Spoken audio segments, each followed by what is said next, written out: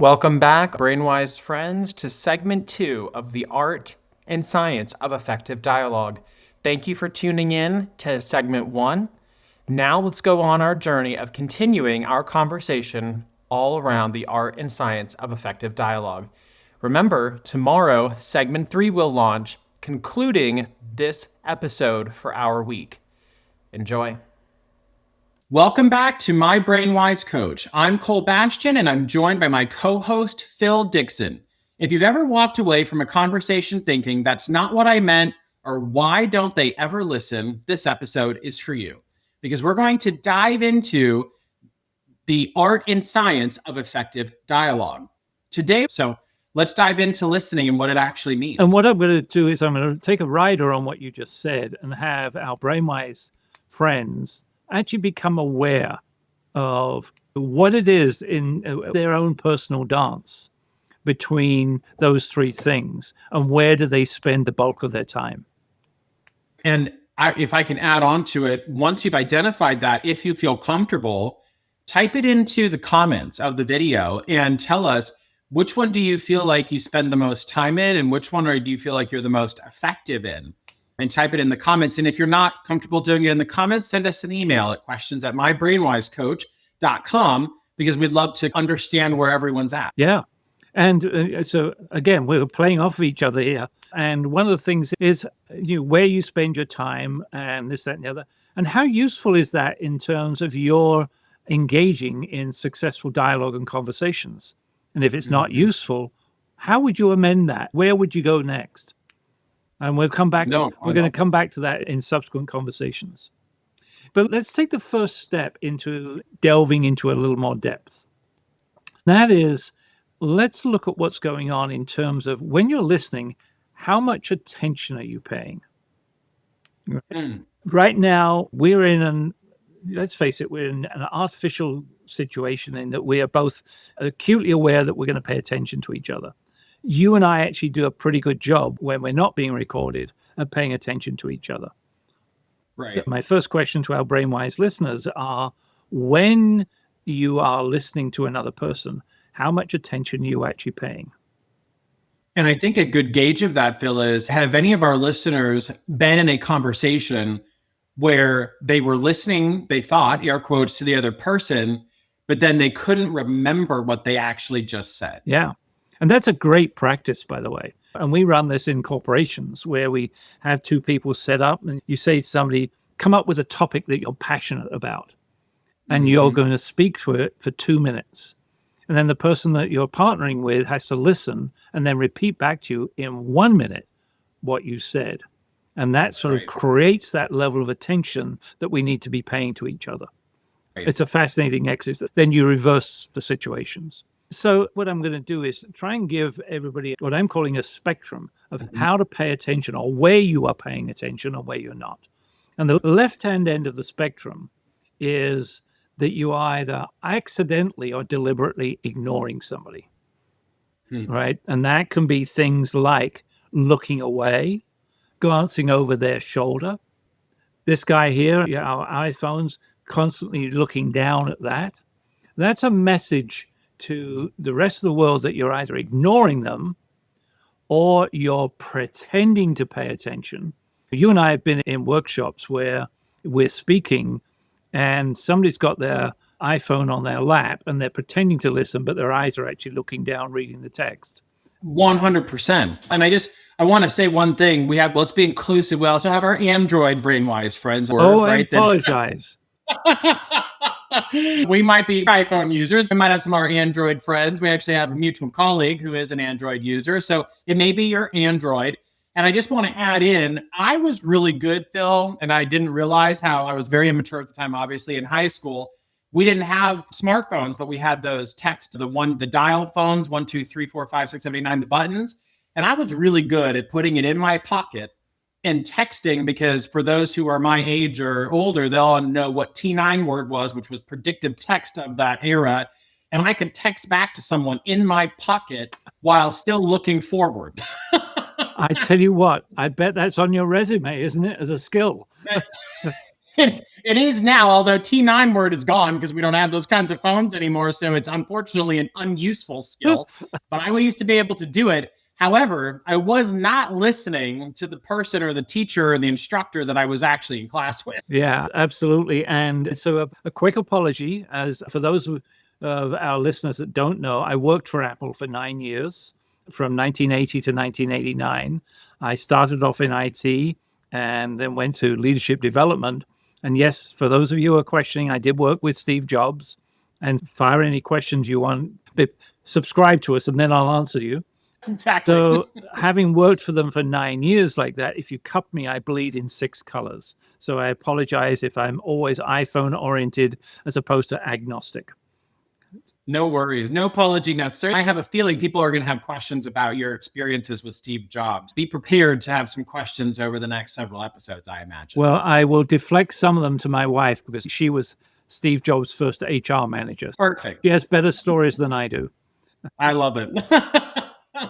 So, anyway, back to the question in mind is, so in the left-hand end of the spectrum is where you're paying 0% attention. You're ignoring what's going on. And the next level over, let's get up to 10 or 15% on the spectrum, where you're pretending to listen, which is when you've got the T9 in your pocket and you're looking at the teacher, but your eyes are glazed over. And then the next one is you're actually coming in and out. Is that you're focusing in attention for a little bit, and then you get either externally or internally distracted. And those are two different parts of the brain, by the way, where you might get internally distracted because what the teacher said caused you to think about something else. Right. And then you've got to actively bring your attention back, as opposed to an external distraction, which is a noise or a person that walks by that attracts your attention, or a rabbit runs past the window. And we're coming in and out. And those are all three that aren't particularly, they don't contribute to a great dialogue. They're giving the person that's talking a body language indication that you actually don't really care too much about what they're saying. So that's the, if you like, the left-hand side of the spectrum. The right-hand side of the spectrum now is we can do what we call, I'm going to divide this into three, and it's 3 levels of reasonably good listening. The first one is what I'll call partial listening. The second one is what I'll call effective listening, often called active listening. And the third level is what I'll call masterful listening. And so we're now going to, unless you want to do any summaries, we can delve into that with a little more detail. No, I think we should, because I think one of the challenges, especially on a personal context, when you're trying to listen, is what are all of those distractions? So there is a part of it, you have to be very intentful in active listening, which I'm sure we're going to talk about. But then in addition to, one of the things we always recommend, and I always recommend to everyone, is especially when you know the conversation may get a little heated, it may get a bit more intense, or you really want to be focused, is how can you intentionally put yourself and your significant other or your friend or whomever it is you're talking to in an area that is as least distracting as possible. So there's no television on. There's no phones on it. They're not even on your person. They're somewhere else in maybe another room or whatever it is. We have 2 dogs, for example. So they serve as a distraction if my husband and I are trying to have a serious conversation. So let's put them in their apartment while we're going to have this conversation. And there's a variety of other things, but how can we intentionally remove some of those outside distractions? Because then we can, to some degree, we're at least setting ourselves up in the best way possible to have an effective conversation where we both can intentionally listen to the other person. And so the construct that you're in or the environment that you're in is very important to those levels of distraction. But not only those which are called external factors for increasing the effectiveness of the conversation, but I'll call them internal factors as well. And that is, let's say I'm working for you and you call me into your office to have the conversation. What's going on in my brain? I'm threatened, probably, because why am I in your office? Yeah, as opposed to you coming into my space. So if you're going to initiate the conversation, then think about how that message comes across to the other person. Right. And so constructing the environment to better engage, better have a conversation. Right. There's an old adage in the workspace called was supposedly introduced by Hewlett Packard called Managing by Wandering Around.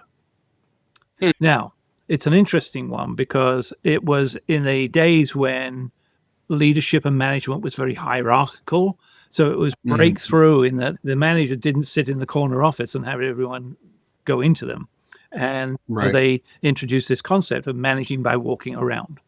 However, what they didn't look at is if you're busy working at your desk and all of a sudden your boss arrives at your right hand, you look up and it's not, oh, that's wonderful that you're managing by walking around.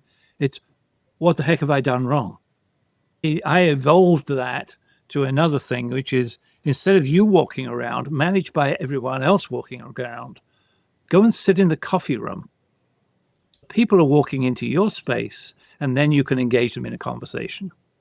There's ways of reframing all of these things. Right. So anyway, back to partial listening, effective listening, and masterful listening. You ready? I'm ready. Let's go.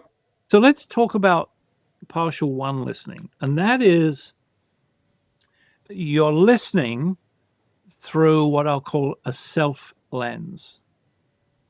And that is you're listening and asking questions.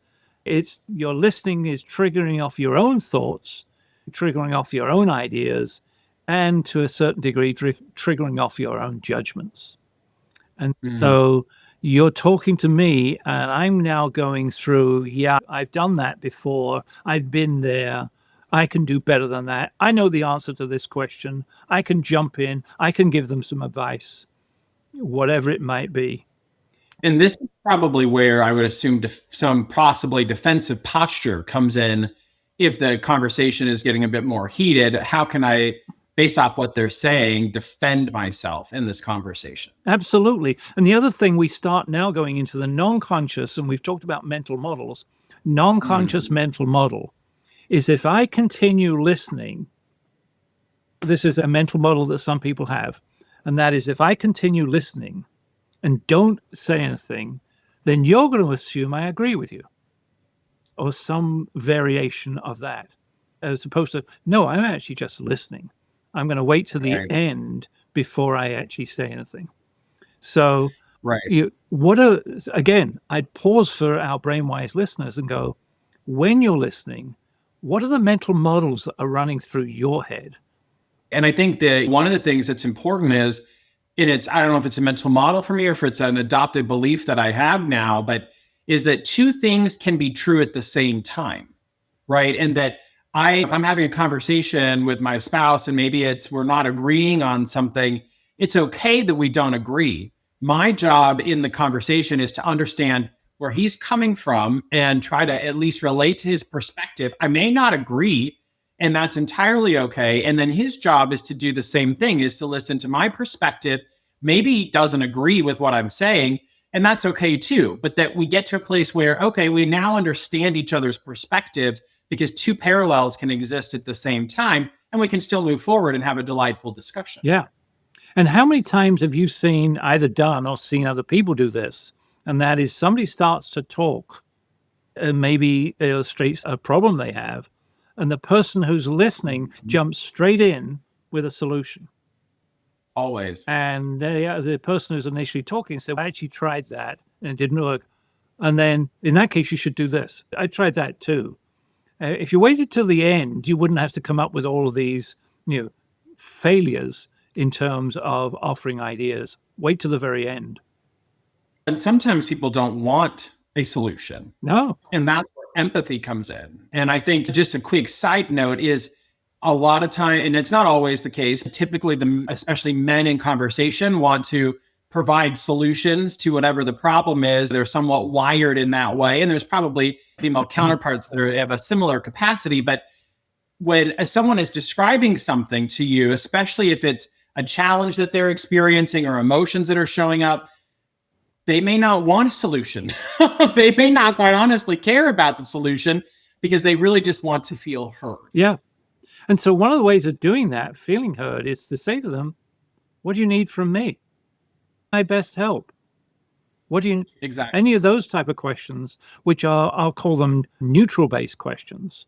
rather than immediately jumping into the rescuer or solution provider, or Right. I'm going to be a hero because I can give you the answer that you'd never even thought of. They're all background mental models that we all have at various Right. stages. And you could always ask too, especially if you're not sure, and it's okay to be unsure of what that part of the dialogue is about, but is to say, are you looking for me to provide solutions, or do you want me to listen and empathize? It's 1000%, especially on the front end of one's journey of building great listening skills, to ask that question. Yeah. Because it helps you put yourself into the frame of mind that, okay, I'm here to listen. Or, oh no, they're actually looking for solutions. And now it becomes a more of a brainstorming session. Yeah, absolutely. And we'll get onto brain-based brainstorming one of these days. But Yeah. what I'd encourage our listeners to do is take this package of questions that we've done and find their own way of asking open-ended questions and raise the quotient, the ratio of open-ended questions that you're asking. And I think one of the ways, Phil, for our brainwise friends to measure, are you being successful in practicing your listening skills when asking those open-ended questions, is can you summarize in your own words with 75% of the time success rate based off of what the other person's actual communication or conversation was? Can you summarize the bullet points 75% of the time effectively? And if you can, you're probably getting to a place where you're moving past partial listening skills to more active or effective listening. Yeah. And I think you've seen us do this before. And that is you listen for however long and the person is done. And then you give them a little period of time to make certain they're done. And then you respond. And if you can respond back in a minute and summarize what they said, great. How about half a minute? How about 21 words?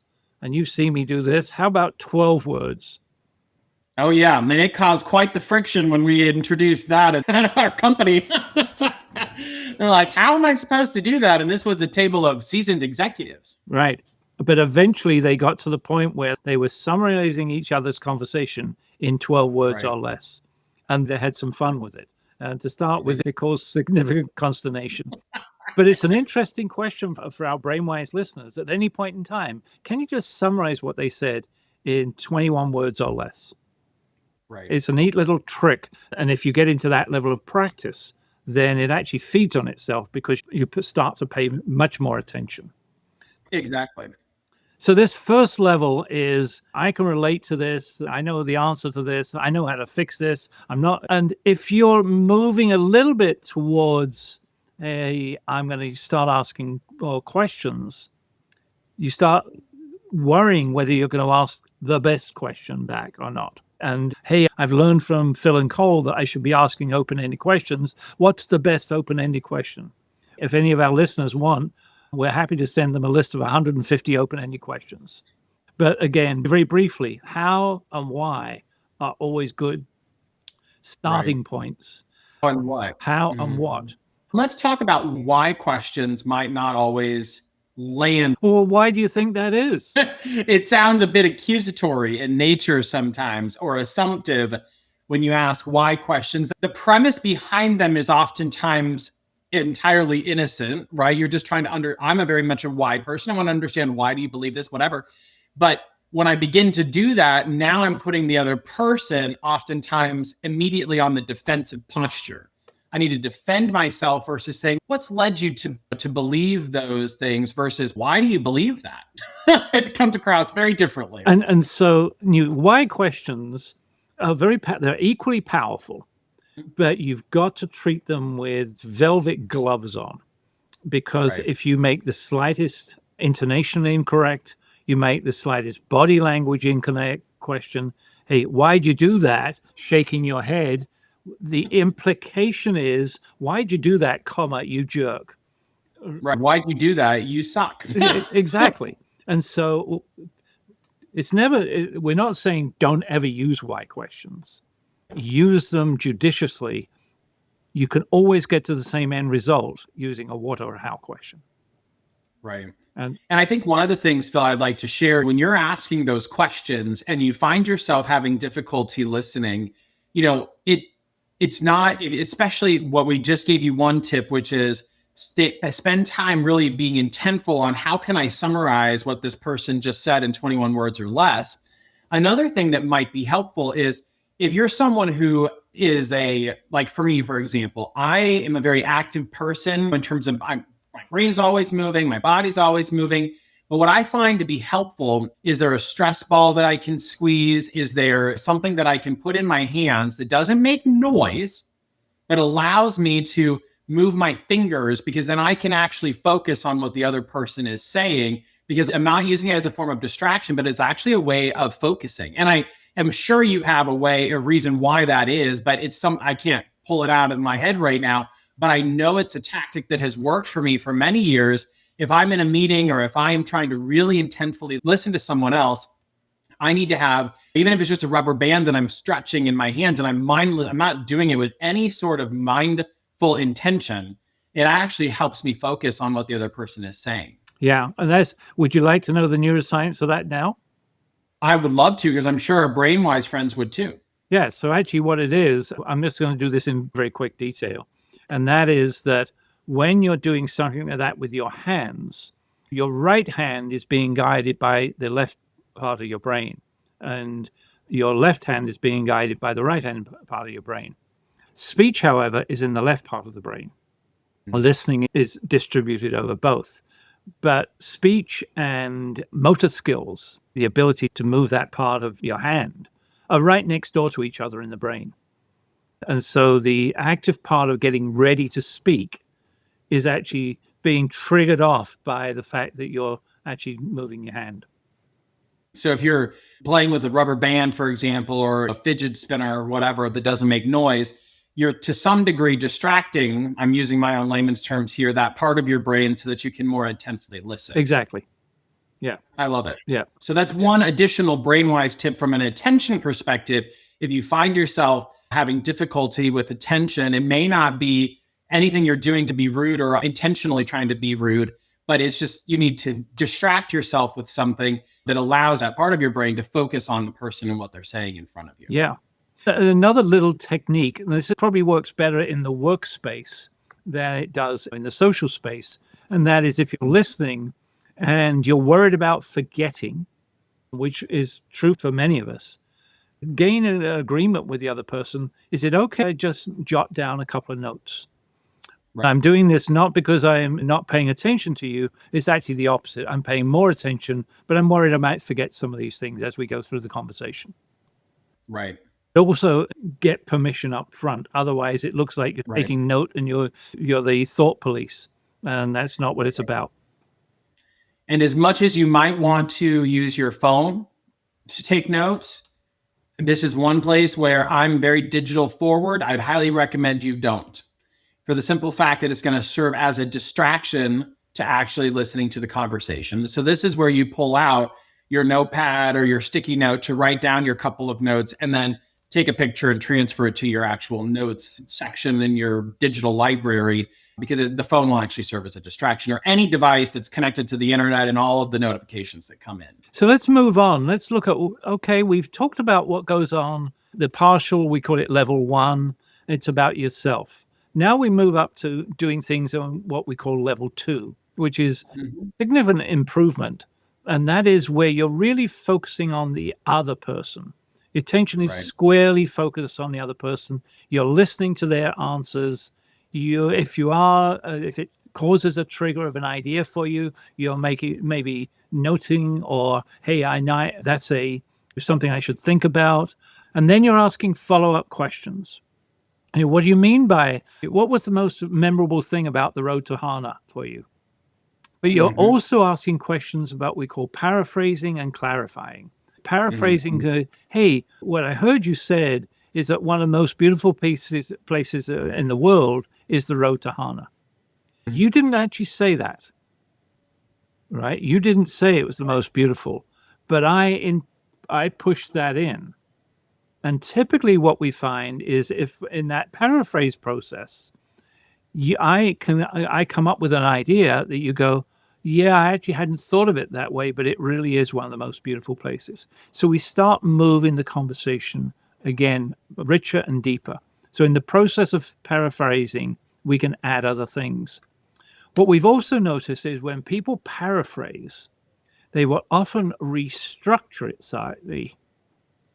And so then the recipient, the person who was originally speaking, goes, "Oh, I'd never looked at it that way." And in that process of adding in a structure, we can often cause a little aha moment for the person who's actually originally delivering the speech or whatever it was they're doing. So now you're starting to actually add value in to the Right. process. If we get to that point where the other person has a little aha moment, that actually releases a bit of dopamine into their brain, which actually makes them enjoy the conversation more. And therefore, we'll have a richer, more enjoyable conversation. And I think it's a fabulous exercise. And it certainly helps to further the dialogue. The only kind of caution, I think, is when you're, especially in a conversation with your significant other, and you've had a disagreement, we need to paraphrase based off what we believe their true intent, not what we believe their intention is, but what they're communicating to us. Because if we start to say and add on or put a little additional spin, it may indicate that we're not listening to how they actually feel or where they actually are. So paraphrasing in a way that, okay, I'm hearing what you're saying. And then if you do have points of clarity or other ideas or something, then that's where you say, and what that means to me is X. Yeah. Or how I interpret that is this way. So I agree 100%. I think it's, especially when the emotions are higher with our significant other, just being careful to be as close to what they've said in our paraphrasing and then put a notice or a PSA on the front of, and now here's my interpretation of it. Yeah. And one of the issues for those of you who attended active listening classes, which many of us have, we delivered them. One of the things that gets people frustrated is if you just use the same structure of response. What I heard you say was blah, blah, blah, blah, Right. blah. And you can do that maybe twice, maybe 3 times. But after that, people want to go, hey, don't be a parrot to me. All I want is an engagement. So that's why asking a clarifying question or paraphrasing, hey, I heard you say it was X, but it sounds to me like, and you, excuse me, use your own verbiage in that, but engage in the conversation in the terms of how do I move this forward and improve it? And again, when you're asking those clarifying questions, paraphrasing questions, follow-up questions, they're about the other person, not about you. Right. So that's the second level when we're focusing on exactly what's going on. And we're using, excuse me, we're using the words, the structure, the topics, and this, that, and the other of the conversation itself. Okay, you ready to go to the masterful level? I'm ready. I'm curious if I'm even there yet. Or maybe some conversations I am and some I'm not. We'll find out. And that's a great point. Excuse me a moment. I do need to take a sip. Sure. Because I'm sure there are some discussions where I do a really good job of listening. I know there are. And then there are others where I know I definitely have opportunity to listen. Yeah. And there's going to be all sorts of other factors. And part of it is your degree of connectedness, your degree of knowledge. There's one thing about many conversations, we call it the curse of knowledge. If you think you know a lot about it, you're less likely to listen. Yeah. So let's move on to masterful level. And that is when you're actually looking and you're listening about other things. You're listening to the impact that you're having on the other person. So am I actually engaging is sufficient? Are we making eye contact? Are they looking over their shoulder? Are they not interested in even talking to me about what they're passionate about? What are they not saying? Winston Churchill was really good at, when he was presenting, using the silences between his words even and between the sentences. But what's not being said? What are their gestures? What's the body language they're using? I actually had someone phone me up yesterday, and I won't give any names here, But he said, I was talking to this couple and I asked them how they were doing, and they said, we're doing great. And he said it was very clear that was not the case. I said to him, so what was the clarity about that you picked up on? And he just basically said their body language didn't match the words they were saying. So that's another level. That's when you're starting to get into the mastery. And then it depends on the relationship you have with that individual, the type of question you can go. If you have a really good relationship with them, you can literally turn around and say, hey, doesn't sound like that's the case. Mm-hmm. There's all sorts of things that you can respond, which show what we talked about the other day, empathy. And I think one of the things that is going to be important when we do that, especially in a relationship, our spouse or whatever, because we do pick up on a lot and we spend a ton of time with your significant other. It's when you're on the receiving end. So if someone goes, hey, it doesn't seem, obviously there's a gentle approach, right? Or a gentle start to that dialogue. When your spouse or your significant other says that to you, instead of going, because a lot of times I've seen this where people will become immediately in the defensive posture. I'm not feeling that way. That doesn't mean any of that, which then just further indicates that we probably hit on some form of truth. Because typically we don't defend things that are untrue, right? Not always, but typically. And so remind yourself to say, okay, let me think, where may it be coming from? And you may be showing up in a way that is entirely unrelated to the person that's in front of you, but because of a variety of things that have happened at your workday or whatever that you've not yet communicated, and it's causing you to show up in a way with your significant other that is unintended. And so then take that moment to go, okay, yeah, I didn't realize that. Give me a second. Some things happened at work or whatever, but always remember, especially if it's your spouse or your partner, their intentions are to get to know you. Obviously, maybe some people are in a more of a struggle situation, but that most of the time they have positive intention. Believe the positive intention that they have, because if you think about it from that perspective, it oftentimes lessens the defensiveness that comes out. Yep. So let's do a quick summary. And that is, so we've talked about what I call the spectrum of listening, which ranges from ignoring somebody to masterful listening. And so those are I've actually got it in my head, 6 points on that journey. We've talked about acknowledging back what you heard. We've talked about validating. Yes, I've heard that. We talked about expanding upon it, seeking clarity. And we talked about checking in. Hey, this is what I heard. Did I get that right? And those are all although physically they are a response and they're speaking, but they're part of the listening. We talked about the biological dance of listening. And so talking and telling and asking questions are all part of that dance. We're so glad that you continue to come along this brainwise journey with us. If you enjoyed today's episode, we encourage you to comment, subscribe, share our podcast with others in your circle, both personally and professionally, so they too can begin to go along this journey with you and with us. And even if, it's just something that you found really interesting, like, comment, share, subscribe, review our podcast because it helps others find us. And that concludes segment 2 around the art and science of effective dialogue. Join us tomorrow on Wednesday for the final and third segment of the art and science of effective dialogue. Have a great rest of your Tuesday, and we'll talk to you soon.